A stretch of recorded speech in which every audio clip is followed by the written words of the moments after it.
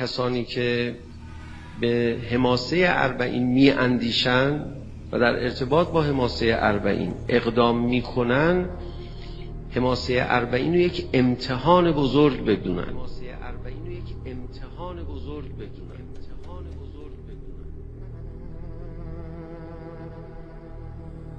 هر کسی اهل ایمانه داره با حماسه اربعین امتحان میشه. بنده اصلاً بعید نمیدونم که این امتحان اربعین پیش درآمد امتحان بزرگ ظهور باشه. اگر مؤمنین در امتحان اربعین سربلند بیرون اومدن، بعد میشه روشون حساب کرد که در امتحان ظهور هم سربلند خواهند بود. نمیشه کسی در ایامی که حماسه اربعین داره امتحان خودش رو میگیره از ملت‌ها بگه حالا من مایه نمیگذارم، انشالله خود حضرت تشریف آوردن همه هستیمو خواهم داد. بی تردید حماسه اربعین یک جلوه مهم از نعمت ولایته و خدا روز قیامت از ما سوال خواهد کرد که شما با نعمت اربعین چه کردید؟ و اگر در سختی ها و در برخورد با موانع حماسه اربعین تلاش بیشتر نکنیم، روز قیامت چه پاسخی داریم بدیم؟ چی میخوایم جواب بدیم؟ هر کسی میخواد برای اربعین کم بگذاره بگه ای کاش حماسه اربعین برقرار نشده بود انقدر مسئولیت به دوش ما بیاره. یه هیئت شخصی خودتون نیستش که حالا یه شب شام ندید، رفقا شام ندادیم، یه شب مدعا جلسه نیومد، ببخشید یه خودمون میخونیم، یه شب سخنران جلسه نرسید، خوابی نداره خودمون یه مسئله میگیم، سخنران جلسه نرسید. طوری نمیشه.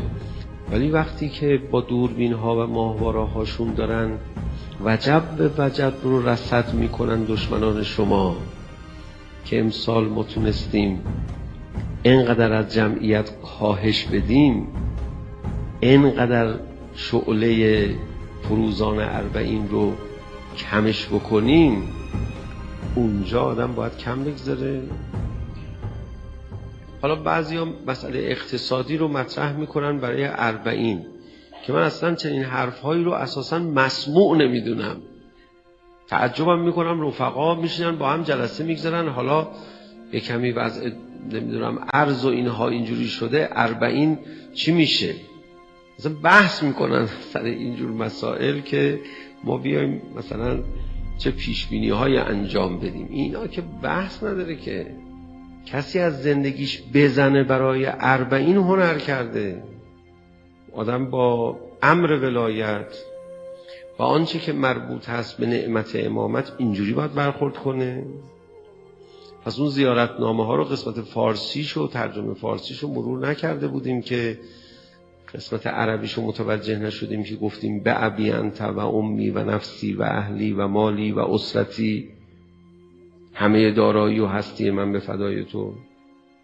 خیلی ها قبلا یا امسال نمیتونن برن اربعین، شرایطشون اقتضا نمیکنه. خب پارسال انگیزه نداشتن که خرج بکنن برای کسانی که دارن میرن اربعین، ولی الان امسال اون کسانی که نمیرن میگن آقا ما خودمون نمیتونیم بریم، نصف حقوق یه ماهمون رو میدیم. اربعین قصهش راه میفته. اصلا اینا بحث نداره که ما بیایم از چی کم بذاریم، از نعمتی که میخواد روز قیامت از همون دربارش سوال بشه کم بگذاریم به خاطر مسائل مالی. کسی که برای روضه خونه خودش اهتمام میورزه، برای روضه خانه ارباب اهتمام نورزه، معلوم میشه نیتش برای روضه گرفتن برای خونه خودش هم نیت درستی نبوده. شما چرا عاشورا شام دادین؟ شما چرا عاشورا غذا دادین و روضه گرفتی؟ چرا سیاهی کردی مسجد رو، حسینیه زدی، تکیه زدی؟ آفرین. برای چی این کارو کردی؟ به خاطر حرمت ابا عبدالله حسین. حالا امام حسین خودشون تو خانه خودشون روضه گرفتن، این اهمیتش بیشتره یا روضه‌ای که شما تو خونه خودت گرفتی؟ هر کسی هر کجا روزه گرفته اهتمام بیشتر برای روزه ارباب میده و اونجا حتما این اتفاق خواهد افتاد که اصحاب روزه اینها چکار میکنن؟ تلاش میکنن که روزه ارباب بی رونق نشه. پیروزی در این امتحان رو مقدمه پیروزی در امتحان بزرگ ظهور بدونن.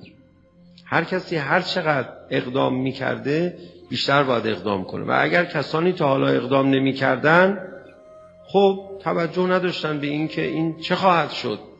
حالا دیگه این حماسه شکل گرفته، دیگه بی رونق شدنش تقصیر ماست و خدا هم که میدونی ناز داره عجیب و غریب.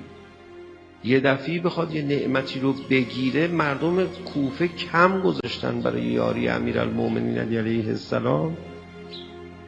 خدا کاری کرد شدن قاتلین ابا عبدالله الحسین علیه السلام. امام حسین علیه السلام وقتی که رفت وسط صحرای کربلا برای همه تکلیف درست کرد. همین الان حماسه ابا عبدالله الحسین در اربعین هم برای همه تکلیف درست کرده. ناچاری دیگه، نمیتونیم بی توجه باشیم. این عرصه امتحان رو ما از دست ندیم. هر کسی اهل ایمانه داره با حماسه اربعین امتحان میشه. حماسه اربعین یک امتحان بزرگی است از ما در یک رزمایش و خدا روز قیامت از ما سوال خواهد کرد که شما با نعمت اربعین چه کردید؟